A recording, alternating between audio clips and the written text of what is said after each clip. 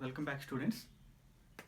Yesterday, in the previous class, we discussed about what are the types of cell organelles present in the cell, and in this video we will see each and every cell organelle individually. So the first cell organelle is cell wall. The first organelle is cell wall. So what it is? It is the outermost layer, protective, helps in protection of the cell, protective, and it is a non-living layer. It is a non-living layer. Outermost protective non-living layer in a cell, it is known as cell wall. Okay, so as we know that we have 5 kingdoms.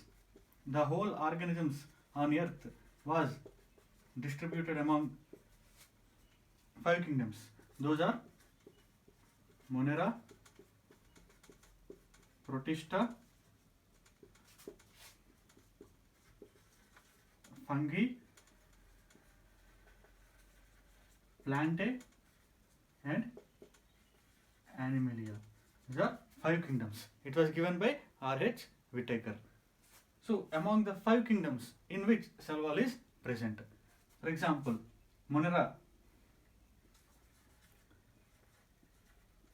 In Monera, the cell wall is present, and in Protista, some organisms have cell wall in their cells, and fungi has cell wall, and Plantae has cell wall, and animals does not have cell walls. Okay, this is the most important point. Animal cells does not contain cell wall. Okay, now is this the cell wall organization and the cell wall structure is same among all over the 4 kingdoms? No. So what is the difference in the composition? How it is made up of? We will see now. Cell wall composition. Normally the cell wall is made up of cellulose in the higher organisms, but here in Monera it is not made up of cellulose, so it is non-cellulosic. That means it contains some other polysaccharides plus some amino acids. Okay, and in Protista some have cell wall. These are also mostly non-cellulosic. And in fungi, the cell wall composition is cellulose is absent, but it is made up of chitin. Chitin is present. Okay, and in animals the cell wall is absent, so it's not there. So in plants, again 2 types. It was divided into the lower organisms in the plant kingdom are algae, and higher animals, bryophytes, pteridophytes, like ferns, gymnosperms, and angiosperms, higher plants. So remaining all we can call as higher plants. So what is the difference in cell wall composition in algae and higher plants? In algae, the cell wall is made up of cellulose, galactans, and mannins. These are different types of chemical substances by which the cell wall in algae is made up of. And in higher plants, how the cell wall is made up of? It is made up of cellulose, hemicellulose, and pectin. So this is the difference between the cell wall composition between algae and remaining higher plants, both of which belongs to the kingdom Plantae. In Animalia, the cell wall is absent. In fungi, the cell wall is present, but the cellulose is absent in the cell wall, and it is made up of a chitin. And in Monera, and in Protista, the cell wall is made up of non-cellulosic substances, that is some other polysaccharides plus amino acids. In Monera, which are organisms came under Monera? Examples: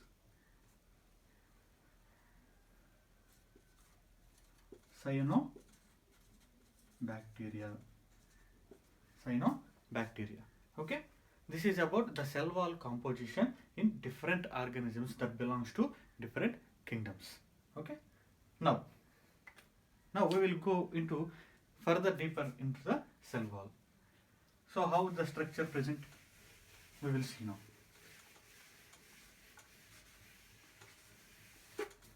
We will see now the cell wall structure of cell wall. For example, this is a cell and these are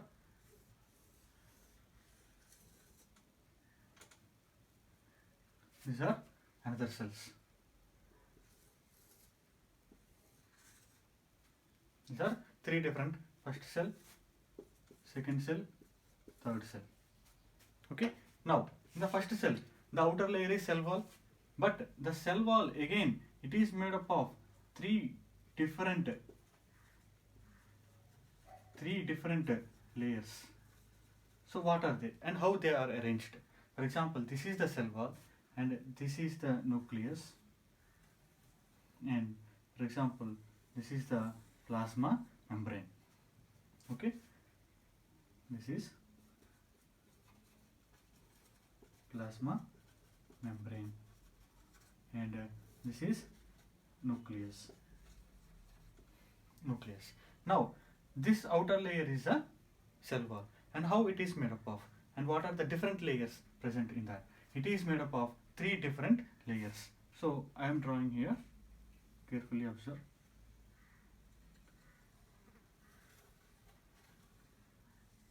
This is one layer.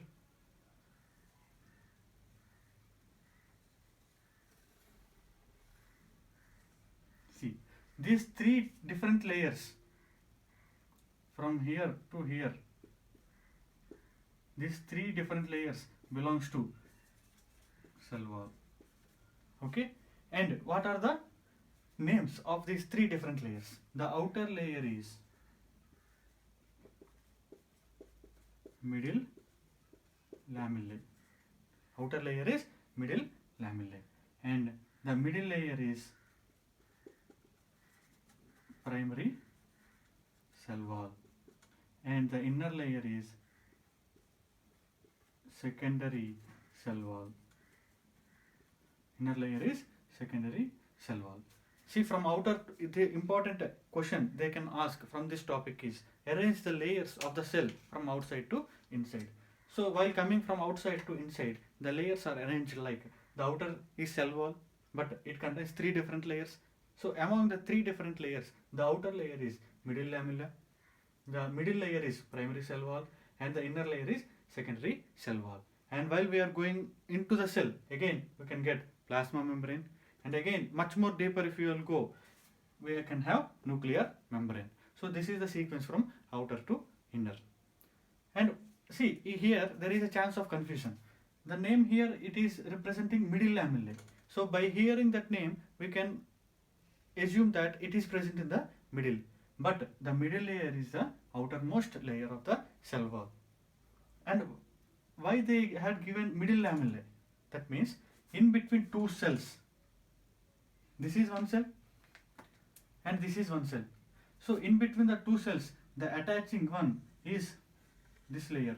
So that's why they had given middle lamellae, that is present in between two cells, acts as an interaction between two cells. This is about here in this cell also, again it is having middle lamellae, primary cell wall, and again the secondary cell wall, and again here the plasma membrane, and this is nuclear membrane, and this is DNA. So this is the arrangement of cell wall in four kingdoms. Animal cell does not have cell wall. Okay, this is the significance of, this is the anatomy, how it is present in a cell. Okay, now there is a specialized structure, there is a specialized structure present in the wall of cell walls, canal like structures called as plasmodesmata. Plasmodesmata. So, for example, from outside, if any substance has to enter or water has to enter, they has to enter into the cell through the channel or canal like structures. Canal or channel like structures, which helps in transportation of materials from outside to inside or inside to the outside of a cell. Those are plasmodesmata. Okay, this is about cell wall. The primary function of the cell wall is protection of the cell and giving shape to the cell. And the cell wall acts as an interaction between two different cells. In between two different cells, we observe cell wall. This is about cell wall. Okay. Now, the second cell organelle is, the second and one of the most important cell organelle is cell membrane or plasma membrane. Cell membrane or plasma membrane. So, previously we had seen plasma membrane also, and it is also a protective in nature. It is also protective in nature. Protective and inner to cell wall. Inner to cell wall. And one more, the most important feature of the plasma membrane is it is selectively permeable. The most important phenomena that is exhibited by the plasma membrane is selectively permeable. That means in the cell,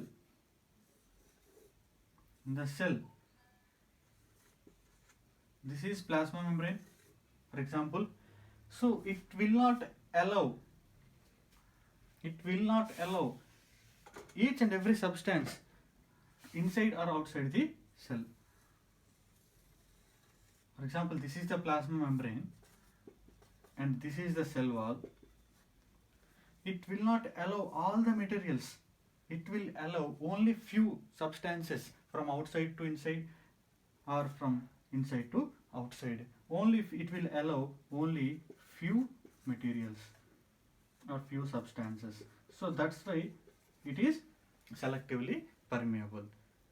Okay, this is the most important phenomena that is exhibited by the plasma membrane. Okay,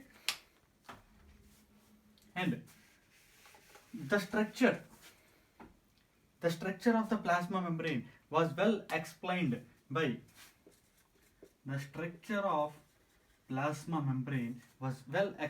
by two scientists, that is Singer and Nicholson. And this model is a well explained and most accepted model that deals with the structure of plasma membrane. So what is that model? They explained lipid bilayer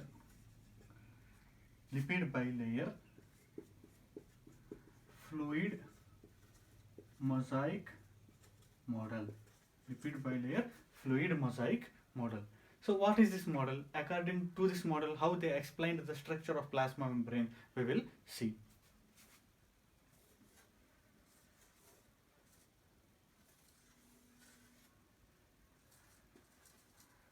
So this is plasma membrane.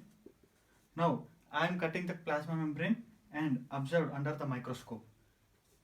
So they explained that the plasma membrane is lipid bilayer.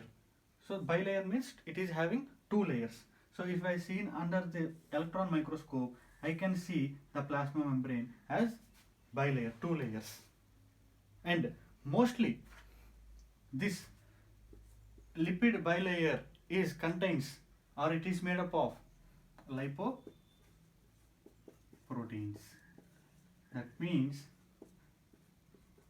lipids plus proteins. For example, 100 molecules are there in the lipid bilayer. Out of 100, minimum 90 molecules are made up of lipids and proteins. Remaining 10% is made up of carbohydrates.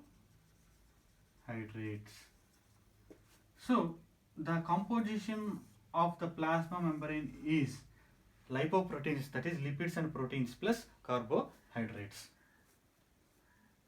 So there are lipids and proteins and carbohydrates are arranged in a regular manner in the lipid bilayer. So what is fluid mosaic model? They assumed that the lipids have semi-fluid in nature, and this nature allows the proteins to move in the layer itself, within the layer. Proteins moves within the layer. What is the need of moving proteins within the layer? Because here the proteins in the bilipid layer, the proteins are helpful as carriers or transporters of different molecules, ions, etc. Because all the materials cannot enter through plasma membrane, that's why for the entry or for the transport of substances, the proteins are needed. So how they are arranged, we will see. First of all, we will see the arrangement of lipids. This is the lipid bilayer, and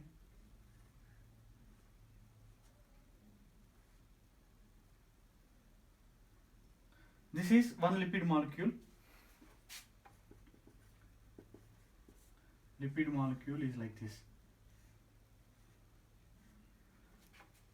This is head and these two are tails. These two are tails. So here two layers, lipid bilayer. Lipids are arranged in two layers. So one layer is formed by these lipid molecules. One layer is formed by these lipid molecules, and the another layer is formed by these lipid molecules.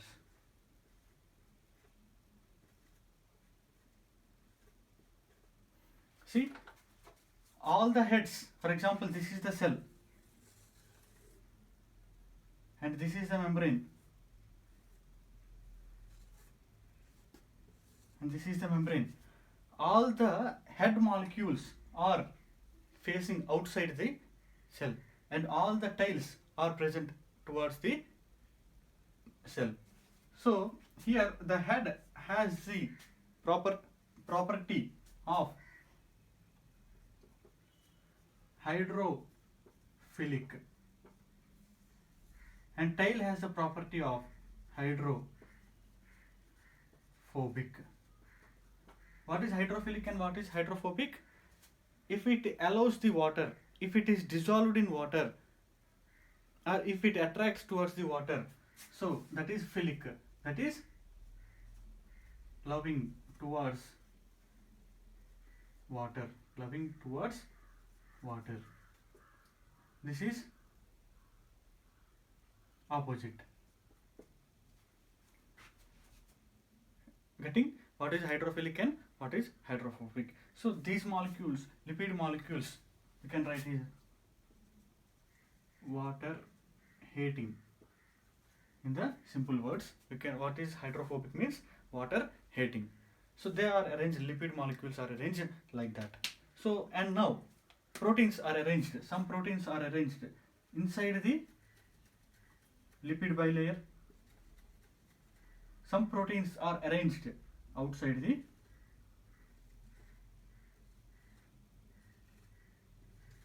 They are present outside the lipid bilayer. So here now we are getting two types of proteins. The proteins which are present inside the lipid bilayer, those are intrinsic proteins. Intrinsic proteins or integral proteins, because they are integrated within the membrane. Integral proteins. And the proteins which are present outside the lipid bilayer are called as peripheral proteins or extrinsic, presenting outside, so extrinsic proteins. Extrinsic proteins. Okay, this is the ultra structure or the in-depth detailed explanation of the structure of plasma membrane. It is having lipid bilayer. Mostly that lipid bilayer 90% is made up of lipids and proteins, and only 10% it is made up of carbohydrates. So, and again the lipids, how they are arranged, it is arranged in a two-layer format. So the head is facing away from the cell membrane, and the tails are towards the cell membrane. Okay, then the head is hydrophilic and the tails are hydrophobic. Okay, because we can observe that outside water is there and inside water is there. That is cytoplasm. So that's why the head molecules will attract towards water, and tail molecules, here there is no matter of water here. That's why they are present here. Okay, and all the cells contains plasma membranes. Do you think all the plasma membranes are having the same composition? For example, out of 100 molecules, 10 molecules carbohydrates, leave it. And again, in remaining 90% or 90 molecules, 45 molecules lipids, 45 molecules proteins. Do you think like that? All the cells, all the different types of cells. For example, we have red blood cells, we have neurons, we have osteocytes, that is bone cells. Do you think all the cells contains the same composition? No. Different cells are made up of different composition among lipids and proteins. So we can see some examples.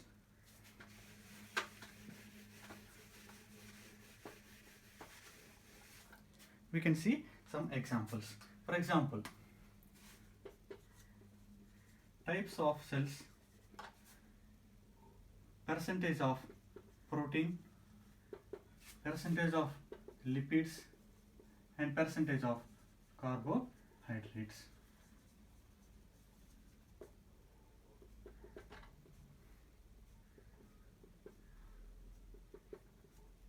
Types of cells. For example, if you take human red blood cells, are also called as erythrocytes.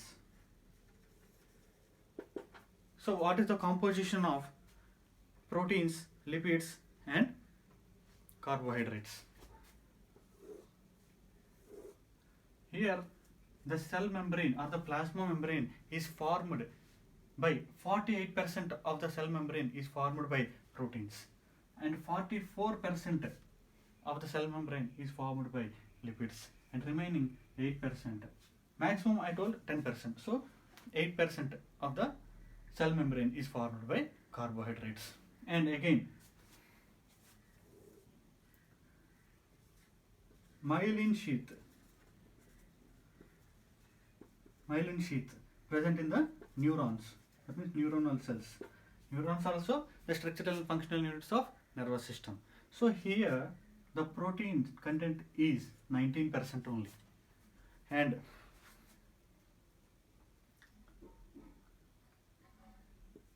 %78 of the neuronal cell membrane is made up of lipids, and only 3% is formed by carbohydrates. See here, this is one type of cells and this is one type of cell. In these cells, the content or the composition of lipids, proteins, carbohydrates varies. Like that, every cell is, the composition of protein, carbohydrates and lipids varies from cell type to cell type. So this is not a constant. Okay. And if you want to know about what is myelin sheath, for example, you know the structure of neuron.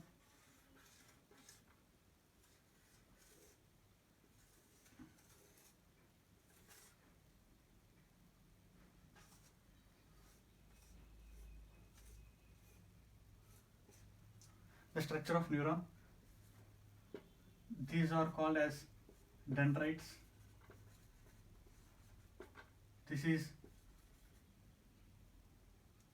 cell body, and whole this part is axon, and these are axon terminals. This is the structure of neuron. Okay, so in some type of neurons, the axon is covered by a fatty layer.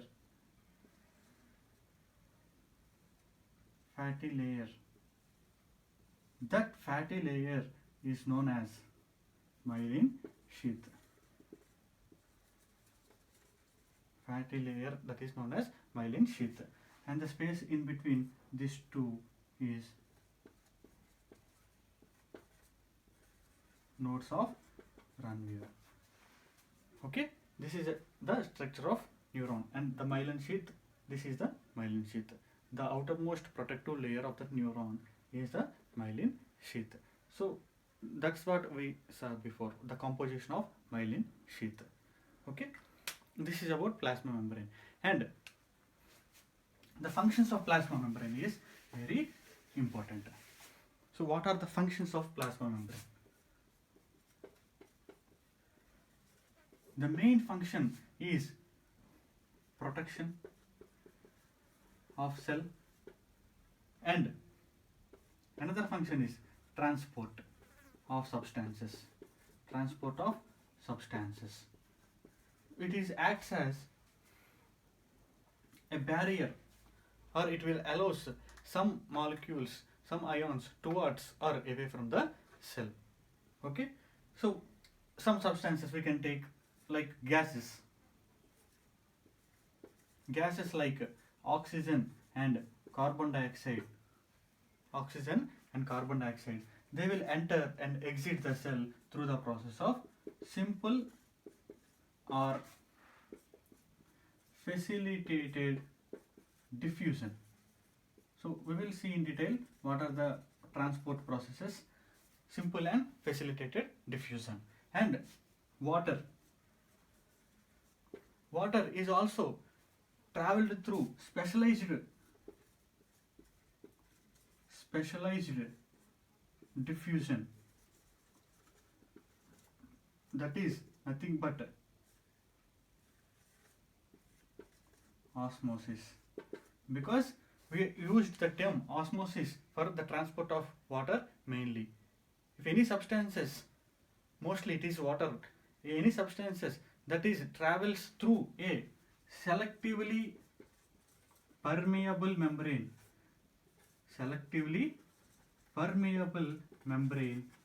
that is osmosis, across the concentration gradient.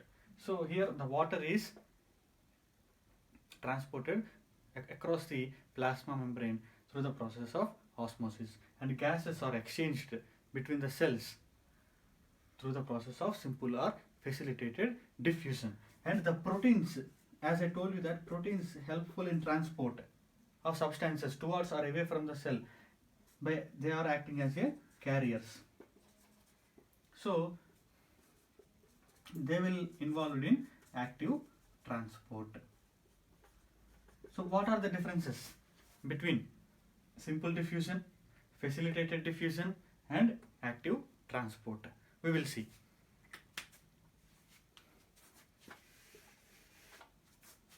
For example, this is a cell. Okay, this is the plasma membrane, and this is the nucleus. This is a cell. If any substance from here to here or from here to here, it will freely transported, that is without using of any energy or any proteins, that is simple diffusion. And facilitated diffusion.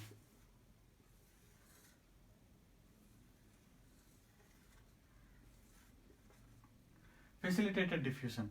For example, any substance from here to here or from here to here, if it is transported with the help of any protein present in the plasma membrane, if it is transported with the help of other proteins here like carriers, that is facilitated diffusion. But in this process, no energy is required. No energy is required. Okay, here also no energy is required. No energy is required. But in the process of active transport,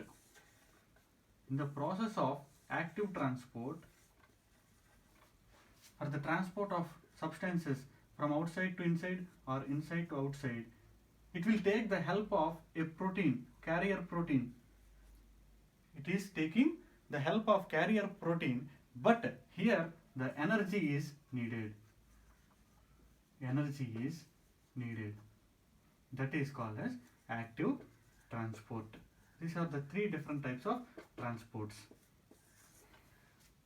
Okay, simple diffusion, movement of ions or molecules along the concentration gradient without using any protein carriers or energy. Next, facilitated diffusion.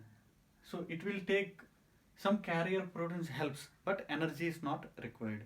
And active transport, it will take the help of some carrier proteins and it will need some energy in the form of ATP for the transport of materials across the cells. So these are the three different types of transport mechanisms. So here the plasma membrane acts as a transport. It allows the transport from outside to inside or inside to outside of the cell, and along with that it will helpful for the protection of the cell. Okay. In the next video we will see remaining cell organelles like nucleus, mitochondria, chloroplasts, etc. Thank you.